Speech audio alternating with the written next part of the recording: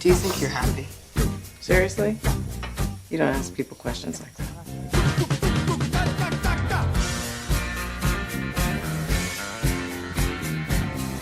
So, sweetie, I don't know if we ever figure our lives out. And the people who help you, they might not be who you thought. They might just be the people who show up. 잠깐 쉬었다 왔습니다. 오늘 할 영화는 아까 말씀드린 것처럼 우리의 20세기입니다. 원제는 20th Century Woman인데 이걸 왜 우리의 20세기라고 했을까 몰라요? 그거를 찾아봤는데 2017년도에 그 무슨 여성 혐오 논란이 있었대요. 이거 이름 때문에. 원래 원제는 20세기의 여인들? 뭐 그런 건데 이게 왜 우리로 바뀌었냐.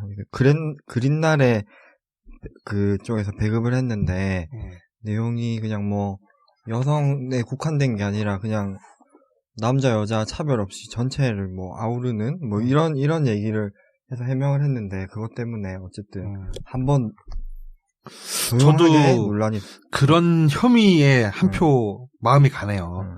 20세기 여성들이라고 하면 장사가 안 될 것 같은 거야. 아이씨, 여자를 이렇게 앞서서 제목부터 다 해가지고 이게 되겠어? 해가지고 우리의 20세기라고 이렇게 바꾼 것 같은데 글쎄 뭐 근데 이거 다 보고 나서 저는 그거를 알았는데 제목 잘 지은 것 같은데 저는 우리의 20세기라고요? 네, 저도 이게 더 마음에 들어요. 뭔가 그냥 뭔가 여성만의 이야기는 아니었던 것 같아서 그렇죠. 하지만 우리는 20th Century Woman을 지지해야 됩니다. 왜냐하면 장사가 아니 제목에 여성이 안 들어가 있어도 여성을 늘 파네. 지금 여성이 들어가 있는 걸 이렇게 빼버리면 씁니까? 요즘 시대의 조류에 맞지 않아요. 아, 여자보다 더해. 두 번째 볼 때 제목을 그렇게 알고 보니까 또 약간 다르게 보이는. 네, 그래 맞아요. 이게 있어요. 우리의 20세기라고 생각하고 볼 때랑 20세기 여성들이라고 해서 볼 때 영화를 보면서 이게 초점이 맞춰지는 부위가 다른 것 같아요. 난 처음에 봤을 때는 그냥 이렇게 다 같이 성장하는 영화라고 봤는데 20세기 여성들이라는 관점에서 다시 보면은 이 꼬마에게 영향을 끼친 3명의 여성, 그 3명의 여성의 출생 연도가 20세기를 관통하고 있잖아요. 20세기 초반, 중반, 후반으로. 그래서 이 소년에게 영향을 끼친 20세기를 살아간 여성들의 어떤 대표적인 캐릭터로서 이 3명을 배치시켰고 또 그런 내용으로 영화를 만들었구나 라는 생각이 들어갔고 저는 20세기 여성들이 더 저는 마음에 들어요. 저는 진심으로. 장사가 아니라 진심으로. 그렇습니다. 일단 뭐 기본적인 정보를 드리면 2017년 영화고요. 15세 관람가입니다. 러닝타임 119분. 아슬아슬하게 2시간에서 1분 빠지죠. 그래서 별점 -5, 0.5 들어갑니까? 먹고 들어가고 관객 수가 35,000명. 그 평점이 평균적으로 네티즌한테는 한 8.4 정도의 적을 받고 평론가한테는 평균적으로 한 6.5 정도, 6.5에서 7 사이의 점수를 받는 그런 정도의 영화입니다. 출연으로는 아네트 베닝, 아네트 베닝 나오시죠? 아네트 베닝 이 배우가 비견되는 배우로 다이앤 레인, 또 메릴 스트립 이런 배우들하고 이제 어깨를 나란히 해서 이렇게 저기 되는데 또 특히 그 배우들이 성형수술 안 하고 그 노화를 자연스럽게 받아들이는 배우. 우리나라로는 누가 있죠? 조민수 배우가 그런 배우가 또 있고 또 황신혜 그 쌩얼이라며 아닌가? 황신혜는 아니고 또 누가 있을까요? 또 그런 말을 했던 배우가 또 누가 있었던 것 같은데 기억이 잘 안 나네. 좀 그런 선상에 서 계신 분입니다. 노화를 자연스럽게 받아들이는. 근데 그런 분들 중에 압도적인 아름다움을 자랑하시는 것 같아. 메릴 스트립이나 시고니 이버 이런 분들. 이 아네트 베닝 젊었을 때 리즈 시절에 사진 보면은 아니 어떻게 이렇게 이쁠 수가 있지 싶을 정도의 그런 미모를 자랑하시는 분인데 여전히 아름다우시고 그 다음에 엘르 패닝, 다코타 패닝 동생이죠. 그래요? 이제 다코타 패닝보다 엘르 패닝이 더 우위에 서 있는 것 같아요. 이제 헐리우드에서의 어떤 입지가. 그리고 그레타 거윅 천재적이야. 여기 자기스럽게 나온 것 같아. 자기 본연의 모습처럼 나온 것 같은 느낌이 있어요. 일단 뭐 그 정도 나오고요. 이제 빌리 크루톱 이분 미션 임파서블 시리즈에서 변절한 MI6 요원 역할을 한번 한 적이 있었는데 약간 저기 느낌이 나요. 호아킨 피닉스 느낌이 호아킨 피닉스보다 조금 더 뭐랄까 좀 부드럽게 생긴 호아킨 피닉스가 조금 더 삐죽하게 생긴 그런 느낌이 있는 배우고 좀 이렇게 지적인 그런 분위기가 좀 멋있어 이 사람. 최근에 트레일러가 하나 공개됐는데 호아킨 피닉스 얘기 나와서 호아킨 피닉스가 조커 역할을 맡아서 나오는 영화 제목이 조커인가요? 뭘로 나오죠? 트레일러 보셨어요? 저기가 이제 잊혀질 것 같아. 히스레저가 잊혀질 것만 같은 트레일러야. 죽어. 호아킨 피닉스 미쳤나봐. 그래서 너무 기대가 되네요. 그쪽 트레일러 한번 보세요, 여러분. 조커를 주인공으로 만든 시리즈 나옵니다. DC에서 기대할 거는 조커밖에 없는 것 같아. 배트맨 요밖에 없는 것 같아. 아이씨, 배트맨 대 슈퍼맨도 배트맨이네. 이런 영화고요. 배가 너무 아프다. 이 시놉시스를 네가 읽고 있어봐. 나 잠깐 나갔다 올게. 얘기하고 있어. 무슨 얘기를. 네. 시놉시스는 산타 바바라에서 쉐어하우스를 운영하는 55세의 싱글맘 도르시아는 하루하루 달라지는 사춘기 아들 제이미가 걱정이어서 그녀와 함께 사는 24살의 포토그래퍼 에비와 17살인 제이미의 친구인 줄리에게 고민을 털어놓고 그 털어놓는 과정에서 시작된 그녀들의 인생 교육은 모두에게 이제 새로운 변화를 가져온다라는 내용의 영화인데요. 어떻게 보셨어요?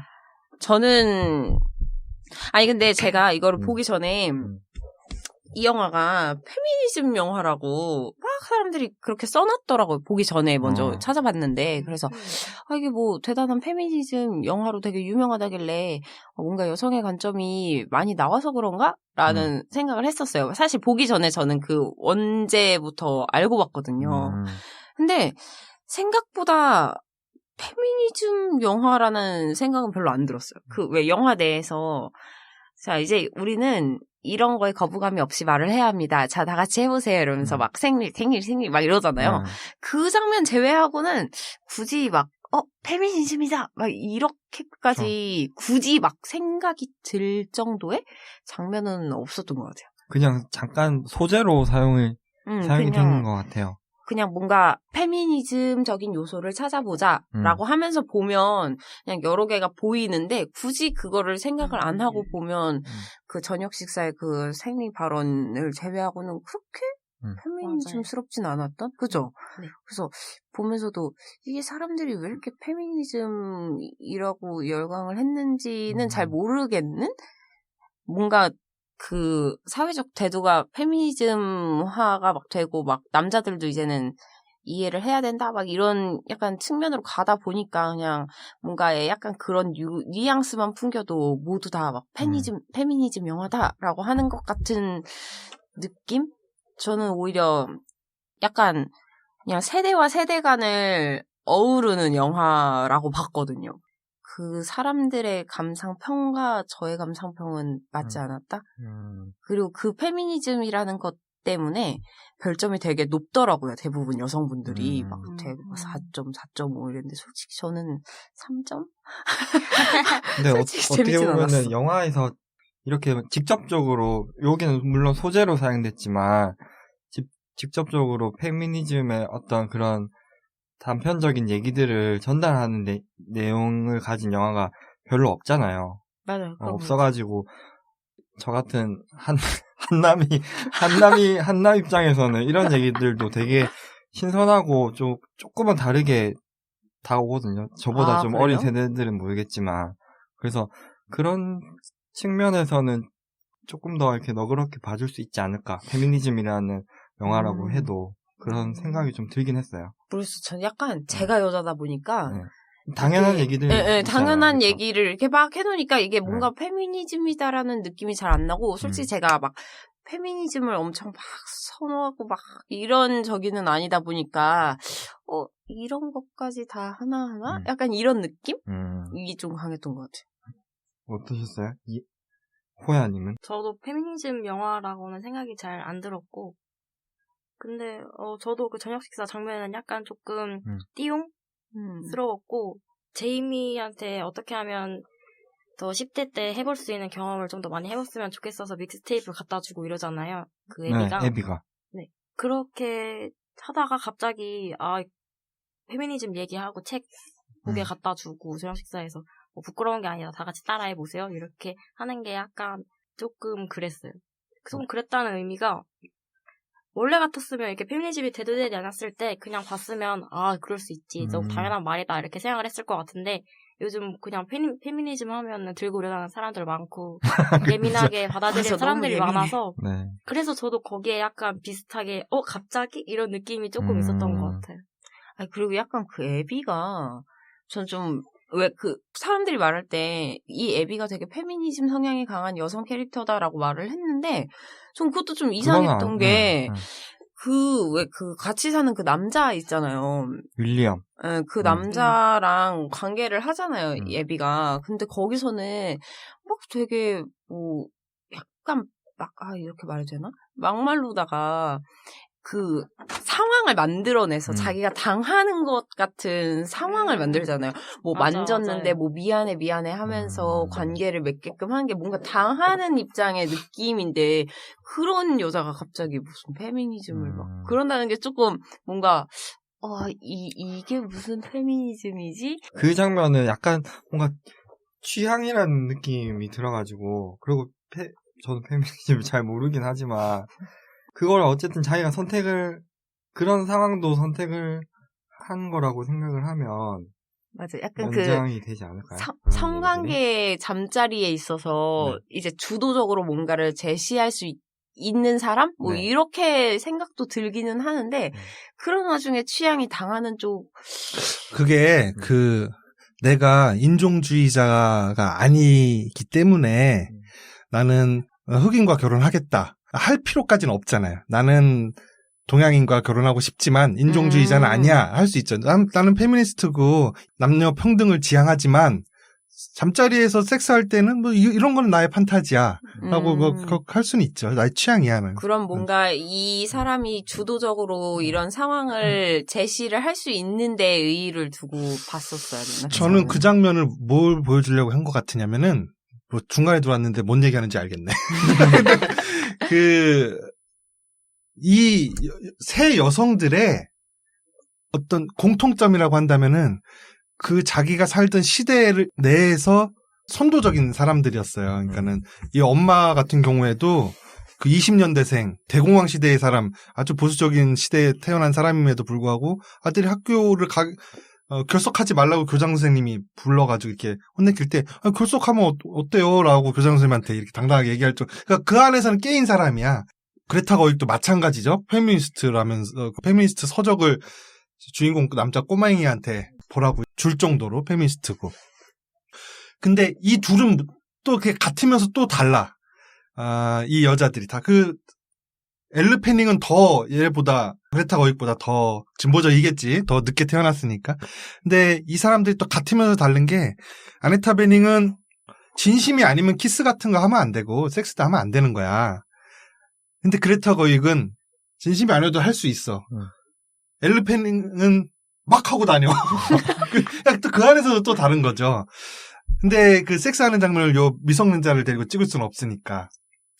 예거는 그냥 말로만 표현하고 그레타 거익은 이런 장면을 통해서 같으면서도 다른 이 세 여자들의 어떤 개성? 이걸 보여주는 씬이 아닌가. 그래서 일부러 사실 그 씬이 보여주는 내용 영화에서는 곁다리거든요.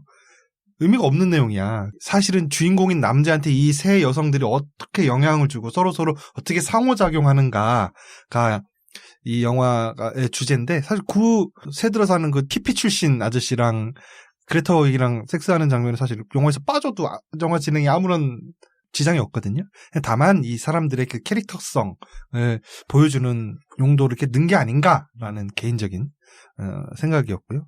그래서 저는 그 페미니즘에 대해서 굉장히 지지하고 있다. 그래서 페미니스트 여러분들도 섹스할 때 어떤 이렇게 뭐 좀 수동적인 입장을 취해서 그거 즐길 수 있는 거예요. 뭐 내가 페미니스트라고 해서 반드시 내 주도적으로 해야 된다거나 내 상위에 있어야 된다거나 그런 거 아니니까. 이 영화 문지기가 선정한 건데 기존에 우리가 쭉 우리 프로그램을 간통하고 있는 주제의식 페미니즘의 네, 선상에서 그렇죠. 또 선정한 거 아니에요. 그럼요. 그 연장선에서 항상 찾고 있습니다. 그런 영화를 저는. 네. 그래서 페미니스트 여러분들에게 힘을 드리고자 섹스할 때 부담을 가지지 마시라 말씀을 드리고 싶네요. 어디까지? 부담스러워. 누구 뭐뭐까지 얘기했던 거야? 어디서 이어가면 돼?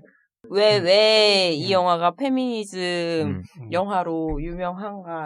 이 페미니즘 영화로 유명해요, 이 영화가? 그렇더라고요. 그래요? 손꼽는 영화라던데요? 사람들이? 그 정도까지인가요? 근데 막 써놓은 거, 이제 남들이 써놓은 걸 봤을 때는, 뭐, 말도 안 나오네. 꼴페미 영화다. 꼴페미 영화다. 뭐 그런 평이 있다는 얘기는 들었는데, 페미니스트 영화로 유명하다 정도까지 몰랐네. 저는 실제로 이거를 페미니즘 영화라서 고른 건 아니고 약간은. 그냥 마음이 하고자 하는 대로 해도 페미니즘에 네, 어긋남이 없더라. 네. 아니고 아네트 베닝 때문에 봤어요. 그 전에 에브리바디 온라인 그걸 보고 이 배우가 참 에브리바디 멋있다. 온라인은 그 레즈비언 부부 영화요? 네. 멋있다 해가지고 그 페미니즘 영화죠. 그래서 보게 됐는데 그냥 저는 일단 처음에 볼 때는 말씀하신 그런 페미니즘 영화라는 인식도 없었기 때문에 그냥 소재로 사용이 됐다고 이렇게 생각을 하고 봤거든요. 근데 보고 나서 알고 봤더니 뭐 지금 솔란이 말씀하신 대로 그렇게 뭐 그걸로 유명하다고 하네요. 근데 그거 아니라도 그냥 재밌게 볼 수 있는 영화였습니다.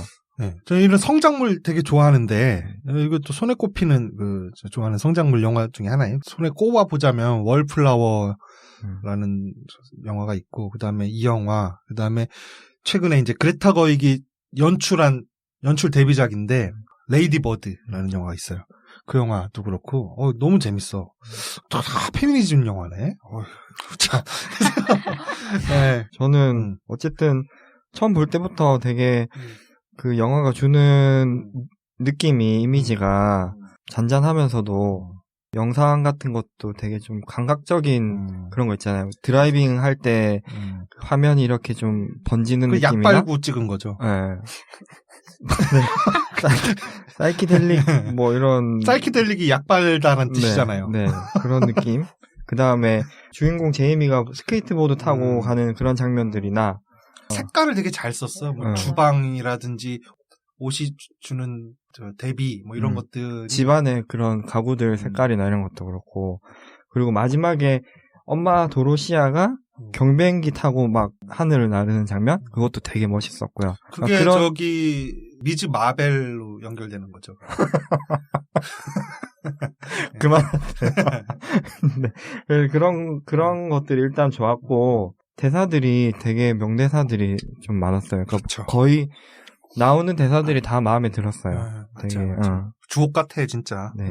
그리고 저는 아기가 있으니까 이 엄마 입장에서 또 엄마가 얘기하는 그런 대사들이나 그런 것들이 살짝 다르게 다가오는 게 있더라고요. 제일 기억에 남는 게 자식을 얼마나 사랑하든 관계가 망가진다. 뭐 이런 얘기들. 엄마의 한탄이죠. 네.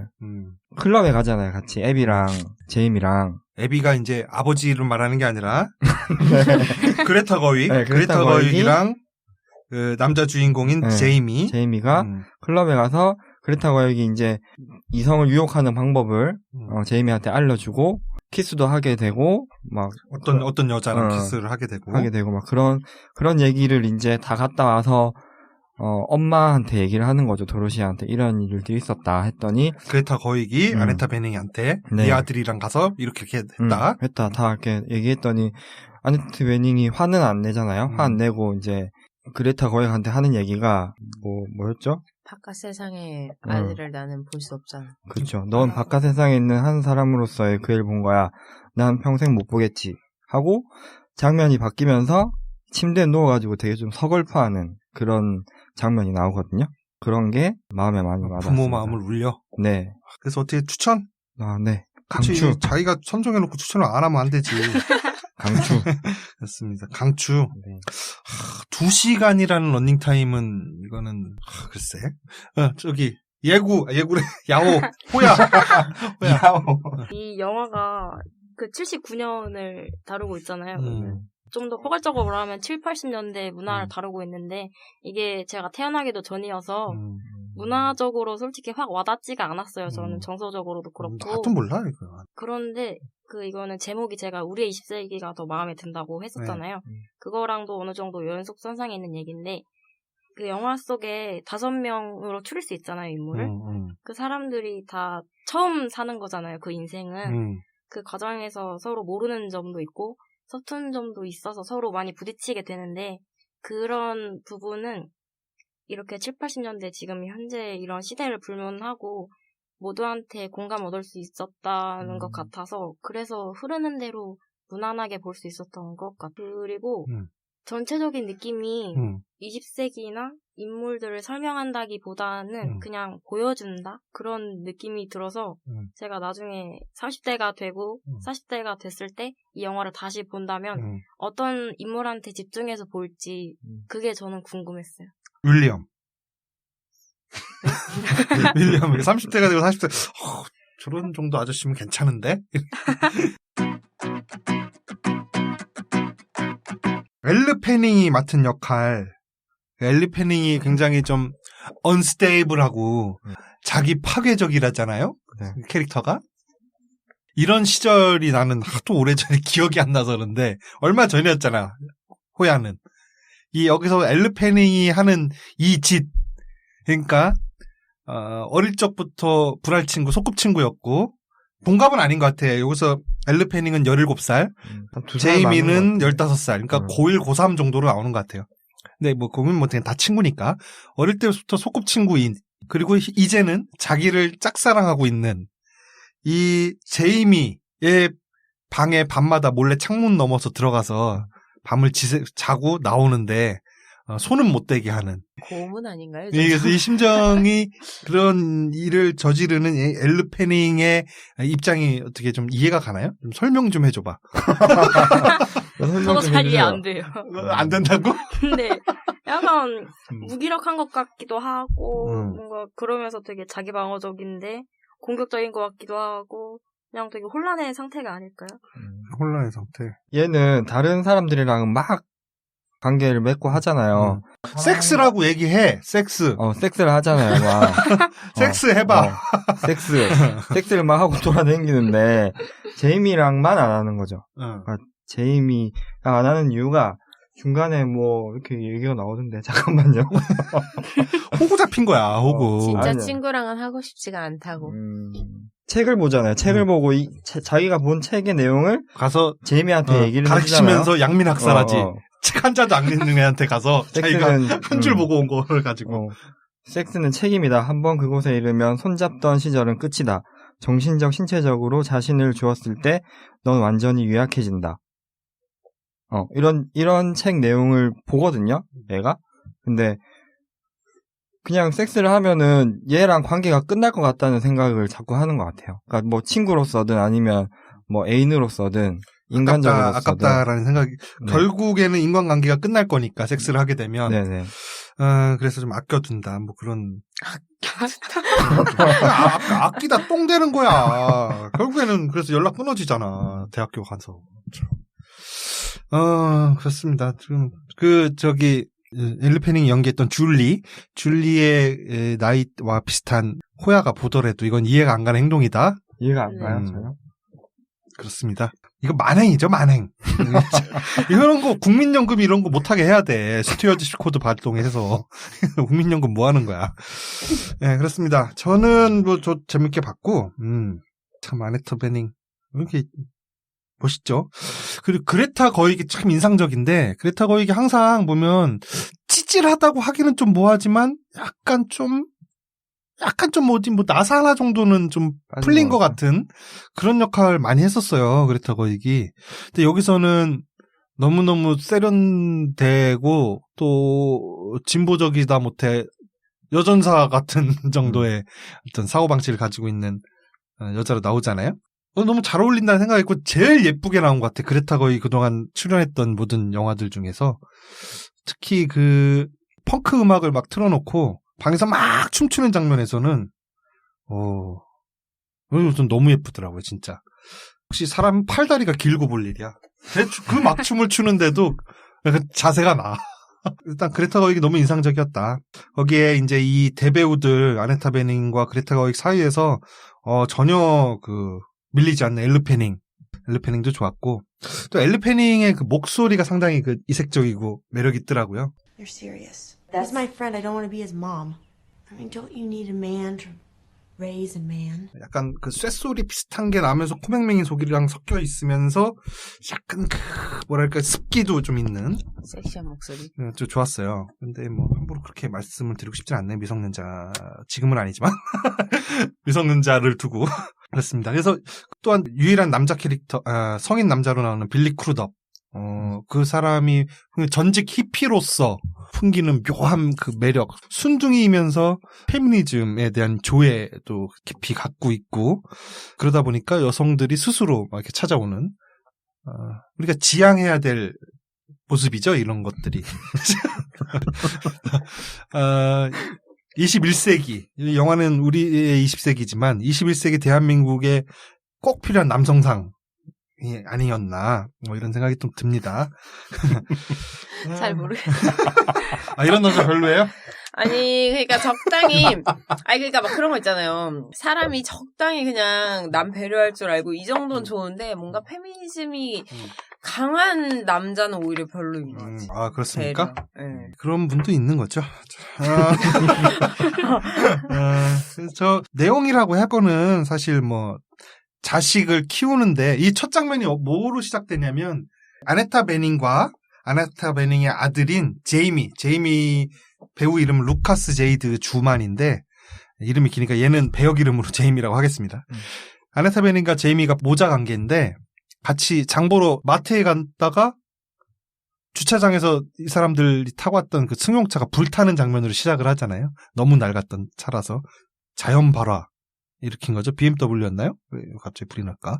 그래서 그 장면을 시작을 하는데 소방관들이 와서 이제 불을 끄고 다 이제 진압을 하고 다 전소된 차를 바라보면서 엄마와 아들이 서로 상반된 감정을 가지고 있어요. 엄마는 너무 아쉬워하면서 너무 멋진 차였는데 슬프다 이렇게 얘기를 하니까 옆에서 아들이 황당하다는 표정으로 뭐 똥차였잖아 이렇게 생각을 하는 거예요. 거기서 이제 보여주는 것 같아요. 이 엄마와 아들이 갖고 있는 어떤 정서적 괴리. 당연히 이제 아들이 사춘기 시기가 됐으니까 부모하고는 점점 멀어질 때가 되는 거잖아요. 그 장면에서 그냥 하나 상징처럼 보여준 것 같아요. 그래서 이제 점점 이제 말도 안 통하고 공감대도 없는 아들. 하지만 어떻게 그렇다고 말도 안 하고 그냥 내버려 방치하면서 키울 수는 없잖아. 그래서 이 아줌마네 집에 새들어 살고 있는 그레타 거윅 그리고 친하게 지내는 아들의 친구인 엘르 페닝에게 우리 아들이 사춘기를 잘 넘길 수 있게 너희들이 좀 도와줘라 라고 이렇게 부탁을 하면서 사건이 벌어지는 거죠. 그러면서 이 세 사람 그리고 그 집에 새들어 살고 있는 또 다른 아저씨 빌리 크루더까지 그 엄마까지 5명이 서로 상호작용을 하면서 함께 성장한다 뭐 그런 내용이죠. 근데 이게 시점이 되게 독특해요.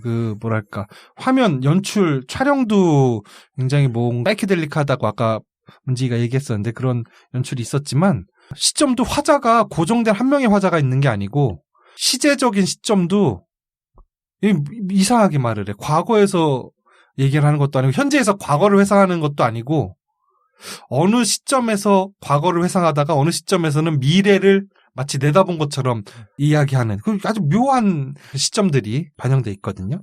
그런 점에서 굉장히 사이키델릭한 영화인 것 같아요. 그레타 거익의 아직도 생각나네. 초록색 스타킹과 보라색 치마. 어쨌든 그런 색깔의 조합을 할 수가 있는 건지.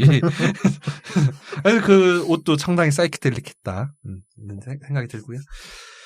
네, 그렇습니다. 그래서 이 사람들이 5명의 등장인물, 특히 뭐 이렇게 중점적으로는 그 남자 주인공 아들을 사이에 두고 이 3명의 여성들이 아들에게 각각 어떤 영향을 끼치는가가 이제 영화의 주된 내용이 되겠는데요.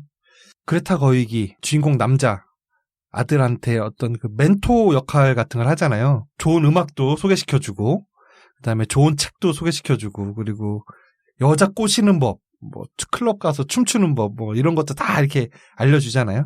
아들에게 리얼 라이프를 이렇게 알려준 멘토 역할을 하는데, 이 아들이랑 그레타 거익이랑 그 펑크 음악 이상한 거를 막 이렇게 듣고 있으니까 아네트 바링은 이해가 안 되잖아. 이 사람들이 세대가 달라서 들어와서 아니 좀 예쁜 음악을 들으면 안 돼? 라고 이렇게 얘기하는 장면이 있어요. 거기서 그레타 거익이 뭐라고 하냐면 표현 수단을 열정이 앞서는 밴드다라고 얘기를 해요. 열정은 있는데 그걸 표현할 능력, 그러니까 연주 실력이나 이런 건 모자른 거지. 그럴 때 진정한 날 것이 드러난다. 그런 얘기를 하잖아요.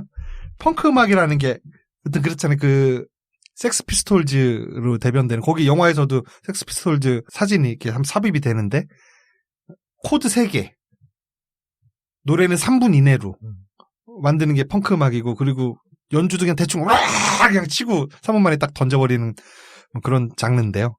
그 대사가 나오는 씬에서 표현 수단을 열정이 앞서는 밴드다 하는데 만드레이크가 떠오르더라고. 딱 떠올랐어. 만드레이크가 없을 때 까는 거야. 없을 때 존나 씹어줘야지. 뭔가 이렇게 안에 들은 건 있는데 그걸 표현을 못 해가지고 만드레이크가 떠오르더라고. 그래서 그럴 때 날 것이 드러난다. 그래서 좀 공감이 됐던 그런 신이에요. 어느 날 그 엘리 패닝이 밤마다 이 제이미의 방에 이제 창문 열고 들어와서 자고 가잖아요. 근데 하루는 우는 얼굴로 들어와서 그래서 제이미가 왜 그러냐 했더니 자기 남자친구가 안에다 쌌다고 얘기를 하잖아요. 뭐 이런 새끼들이다. 여러분들 이런 애들을 만나지 마세요. 이것만은 꼭 하고 싶었습니다. 안에다 싸는 새끼는 개새끼다. 이런 새끼들이랑 하지 마세요. 왜 해요? 그런 새끼인 줄 알고 했겠어요. 그치. 했으니까 알게 된 거지. 참, 이거 좀 조심해야 될 텐데. 그러게. 다 틀어맞고요. 그래서 제가 최근에 읽었던 책 중에 도노 마코토라는 일본의 의사가 썼던 책 중에 암을 치료하지 말라라는 주장을 하는 사람이 있었는데, 여기서도 봐요. 이 그레타 거익이 자궁경부암이 의심되잖아요. 그래서 그걸 치료하기 위해서 조직 검사를 하는데, 야, 좋은 소식, 암이 아니다. 대신 나쁜 소식, 그 조직을 떼어내다가 근육이 다쳐서 자궁무력증이 생겼다. 아닙니다. 그거는 사실이 아니고 암은 맞아요. 암은 맞는데 암은 맞는 거죠. 암 맞고 암은 맞는 거예요. 치료하는 수술 아니었어요? 수술을 했는데 그게 근육층을 건드려가지고 그래. 네. 취소. 암은 맞고 치료 과정에서 네. 어쨌든 자궁을 잃은 거잖아요. 암을 치료하기 위해서 네. 칼을 댔더니 결국엔 자궁을 잃었어요. 의사 도노 마코토의 주장에 따르면 그냥 내뒀으면 그냥 혹은 그냥 있는데 자궁을 잃지 않았을 거다. 그리고 상명에 지장이 없었을 거다. 이렇게 주장을 하는 일본 의사가 있습니다. 그 자세한 내용은 아말감 75회 74회를 들어보세요. 아직 업로드 안 됐는데 한번 들어보세요. 근데 여기서 그 남자친구의 진례 사정을 겪은 엘르 패닝과 그 자궁경부암 그 치료하다 자궁무력증에 걸린 그레타 거익 이렇게 동시에 이렇게 사건이 벌어지는데 한 명은 아기가 생길까봐 걱정하는 엘르 패닝, 아기를 이제 못 가지게 된 것이 걱정인 그레타 거익, 상당히 대비적이죠. 이 애는 생겨도 걱정이고 안 생겨도 걱정이라는 거예요, 여자한테는. 이런 데에서 또 한 번 여성들이 겪는 어려움, 고충 이런 것에 대해서 크게 공감이 되면서 역시 페미니즘 영화 이거 참 우리에게 알려주는 바가 많다. 그런 생각이 들었습니다. 저는 엄마한테 제이미랑 줄리가 자꾸 자기 스스로 솔직해져라고 자꾸 다그치는 장면들이 많이 나오더라고요. 아들이 엄마한테? 행복하냐고 자꾸 묻고 왜 행복하지도 않은데 행복한 척 하냐고 하고. 그 엄마의 대답이 명언이죠. 행복한지를 따져보는 건 불행으로 가는 지름길이다. 맞는 말 같아요. 그렇게 하고 줄리도 담배 피는 거 가지고 시비 걸면서 남자를 뭐 무난한 남자들만 만나지 않느냐 이렇게 따져 묻고 그리고 제이미가 페미니즘 책을 보다가 엄마 이야기 같은 내용을 책의 한 구절을 통해서 막 얘기를 하잖아요. 뭐 기능만 남았고 내 몸도 전 남편의 몸이랑 비슷하게 괜찮은데 그러니까는 나이가 들어서 이제 오르가즘도 잘 느끼고 남자를 만족시키는 법도 이제 다 알았는데 나는 이미 늙어버려서 그 욕구를 표현하기도 좀 못하고 뭐 그런 상태에 빠진 거 아니냐라는 책 구절을 읽어주면 엄마한테 와서 이걸 읽어주죠. 엄마 뭐야 나 들으라고 하는 소리야? 근데 사실 그거 좀 공감됐는데. 그 책의 내용들이요? 벌써 네. 아니 왜냐면 벌써 호르몬 변화 오셨어요? 얼굴이 좀 뻘겋네. 아니 왜냐면 그 뭐지 약간의 여자로서의 늙어가는 모습을 표현한 거잖아요. 그 책의 구절이. 그러면서 이제 그게 엄마랑 이제 맞닥뜨려서 이렇게 표현을 제이미가 한 거고. 근데 약간 그런 걸 보면서 이제 흔히 이게 뭐 어떻게 뭐 페미니즘적인지는 모르겠는데. 흔히 이제 말하는 너무 페미니즘에 그 강박 갖고 말하지 말고 그냥 편하게 얘기해. 누가 그런데요? 누가? 제가 한마디 했는데 그거는 나만 해서 나만 점수 딸 거야. 아니 뭔가 그런 게 있잖아요. 왜 이제 다 그렇다는 건 아니지만 조금 이제 어떤 대다수의 사람들이 이제 여자의 뭐 아름다움은 20대 중반을 기점으로 꺾인다라는 말을 많이 하잖아요. 그런 생각하는 남자들이 많았으면 좋겠어. 에? 그럼 쪼다들이 많으면 내가 더 올라가는 거 아니야? 상대적으로. 그래서 이제 여자의 나이를 비유할 때 여자의 25살은 크리스마스 케이크와 같다라는 말이 있을 정도로 크리스마스 케이크가 크리스마스가 지나면 안 팔리듯이 여자는 25이 지나면 안 팔린다라는 말이 있어요. 근데 약간 이제 제가 이제 후반이잖아요. 20대 후반을 20대야? 30대인 줄 알았는데. 20대요. 그렇구나. 20대 후반이니까 이게 약간 그 어느 정도의 기로에 서 있다 그래야 되나? 뭔가 약간은 결혼할 나이가 됐고 사회적으로는 그리고 이제 뭔가 자유분방하게 연애를 마음껏 할 수 있었던 그러니까 생각 없이 연애를 마음껏 내가 취향에 맞는 사람을 골라서 할 수 있었다면 지금은 찾아 헤매야 할 수 있는 그런 이제 나이가 됐거든요. 근데 그런 게 이제 그 상대방 측면에서도 이제 저 사람이 나이가 많으니까 저 사람보단 보다 어린 사람을 이제 찾는 그런 게 늘어났단 말이에요. 확실히. 그러다 보니까 이제 내가 나이를 더더욱 먹어서 저 엄마의 나이가 된다면 지금 내가 느끼는 이 정도의 감정보다는 더 크게 이렇게 와닿지 않을까라는 생각이 들다 보니까 그 구절이 너무 와닿더라고요. 지금 시점에. 그 마음은 아직 청춘인데 점점 좀 들어가는 나이를 느끼는 어떤 회한 이런 게 그쵸. 느껴졌다. 그래서 공감된다. 벌써. 벌써 완전 공감되던데요. 그렇습니다.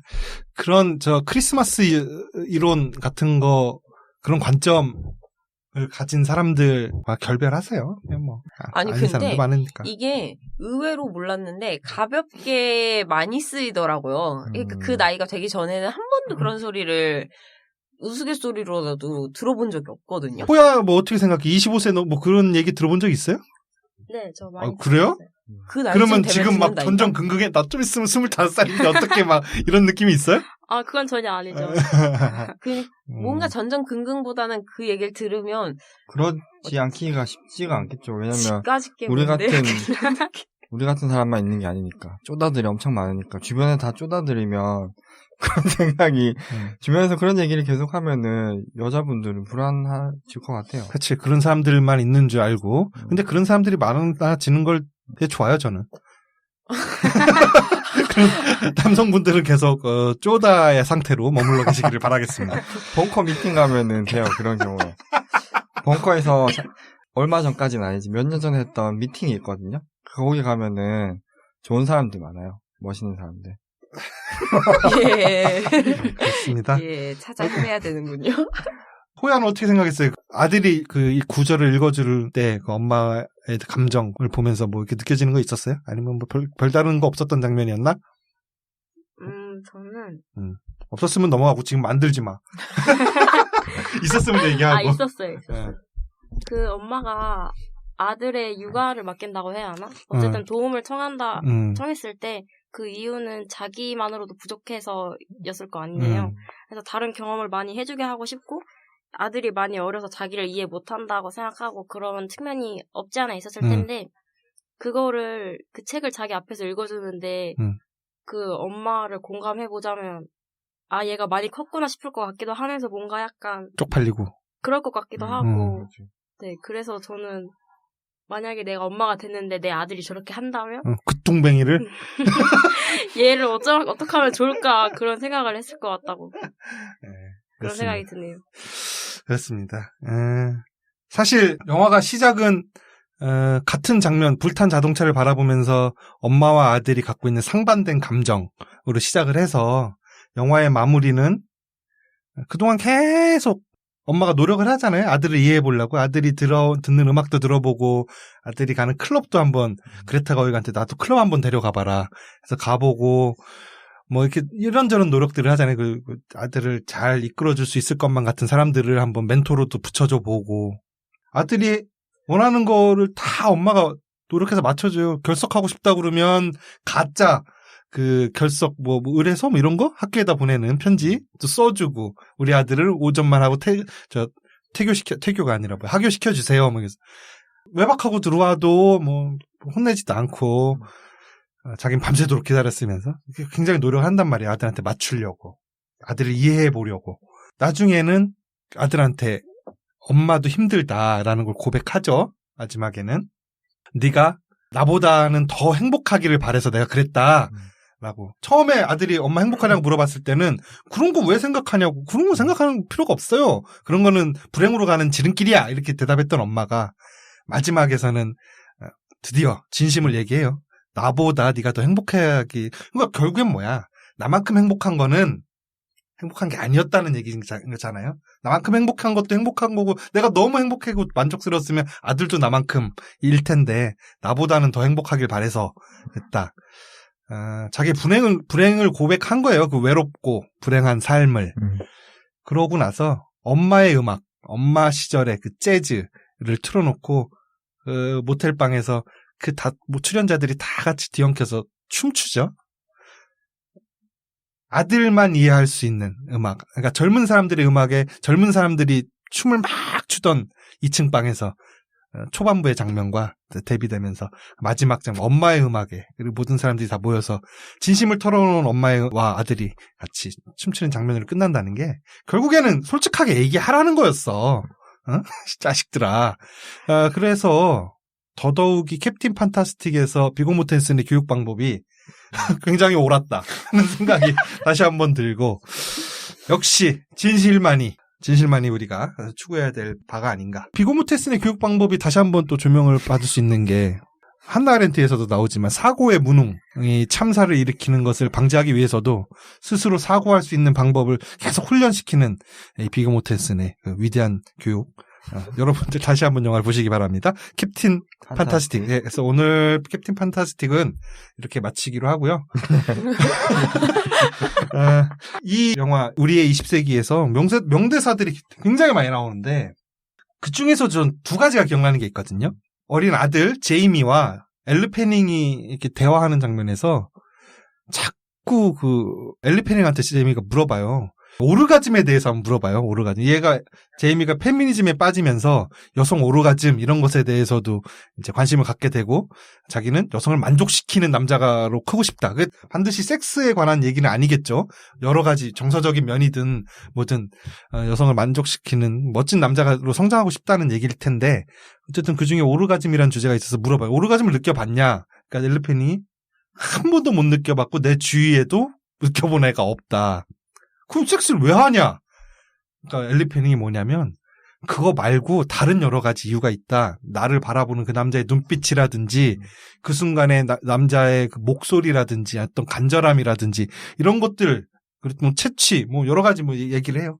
그런 것들이 좋아서 한다. 하고 나면 뭐 반은 실망한다는 얘기를 하죠. 그러니까 섹스 끝나고 꼭 안아주기라도 잘 하란 말이야, 자식들아. 그냥 좋았지 하면서 존나 잘했다는 듯이 그러지 말고 사람들 제일 싫어. 안 물어보더라도 마음속으로는 맛 좀 봤겠지? 응?